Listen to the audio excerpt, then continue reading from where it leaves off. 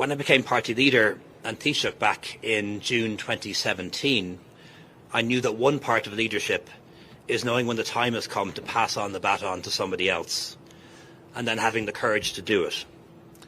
That time is now. So I am resigning as President and Leader of Fine Gael effective today, and will resign as Taoiseach as soon as my successor is able to take up that office. I know inevitably there will be speculation as to the quote-unquote real reason for my decision. These are the real reasons. That's it. I have nothing else lined up. I have nothing in mind. I have no definite personal or political plans. But I'm really looking forward to having the time to think about them. It has been the most fulfilling time of my life. Working with colleagues, I've had the honour of helping to lead Ireland from unemployment to full employment, from a budget deficit to budget surplus, from austerity to prosperity, through a pandemic in which we saved lives and livelihoods, through Brexit when we prevented a hard border between North and South and protected our place in Europe. I'm proud that we've made the country a more equal and more modern place when it comes to the rights of children, the LGBT community, equality for women and their bodily autonomy.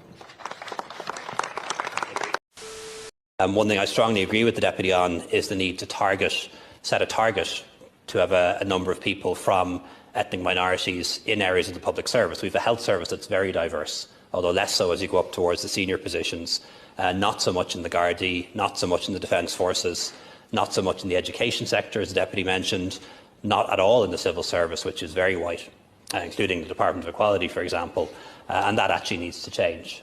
So we need to have, I think, a target for people who come from ethnic minority backgrounds. What's at the end of the rainbow? Not a pot of gold, but apparently government tyranny and censorship. In Ireland, they are set to pass a new hate speech law that critics warn would be the most radical ever seen in the West. As cultural critic Nate Hochman noted on Twitter, the law criminalizes the mere possession of materials that are, quote, likely to incite violence or hatred. Books, videos, even memes on your phone.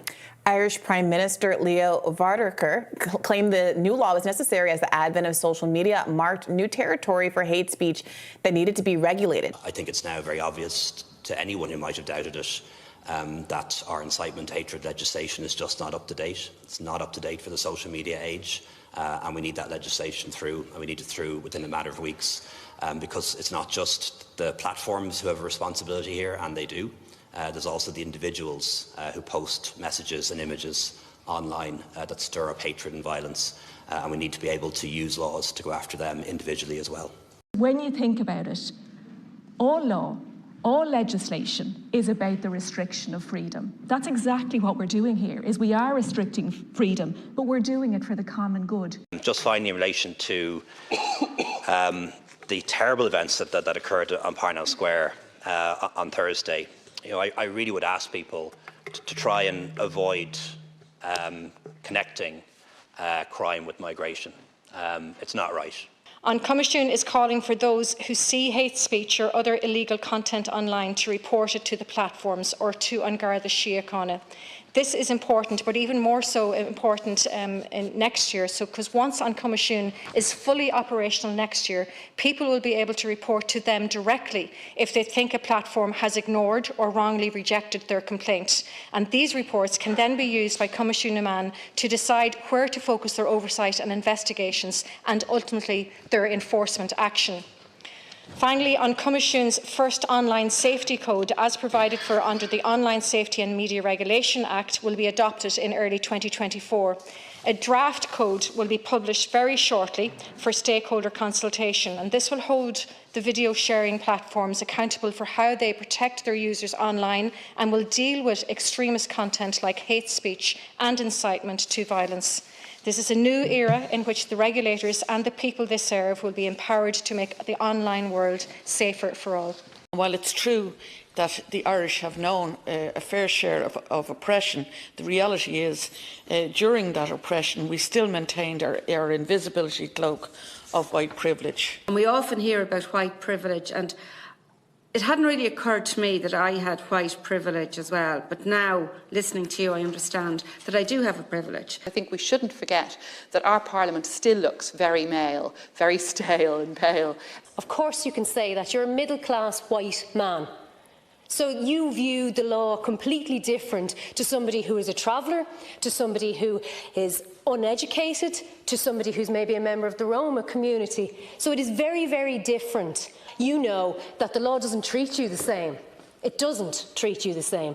You, as a white privileged man, how does my debt impact your life? I think it's worth putting on the record of this House that concept of white privilege and how that can be normatised in our own lives. And, you know, we as we develop as a society and a more racially integrated society, I think need to become more and more conscious of that within our own politics and the advantage that has brought, but the corollary being that your whiteness is itself an advantage, and to really understand that. I often observe young people as they walk together. One of their party or two of their party will be from, you know, their background maybe from a different country, and they are, you know, celebrating that and they are engaged in that much more so than the very dull, white, pasty Ireland that I grew up in. I think what we need to do in our own political system is to call out the hypocrisy of standing in a parliament like this, full of white people, and saying as racism is something that other people do, because it's what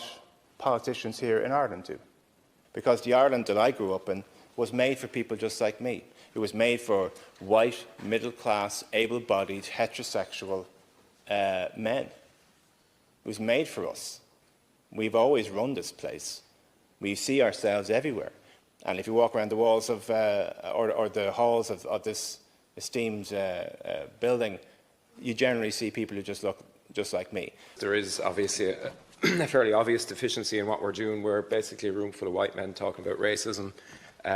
So just to name that. One thing I strongly agree with the Deputy on is the need to set a target to have a number of people from ethnic minorities in areas of the public service. We have a health service that's very diverse, although less so as you go up towards the senior positions, not so much in the Gardaí, not so much in the Defence Forces, not so much in the education sector, as the Deputy mentioned, not at all in the civil service, which is very white, including the Department of Equality, for example, and that actually needs to change. There's serious work that needs to be done in the context of Irish politics, because even when you look at a male-dominated, politics, who are the males dominating that?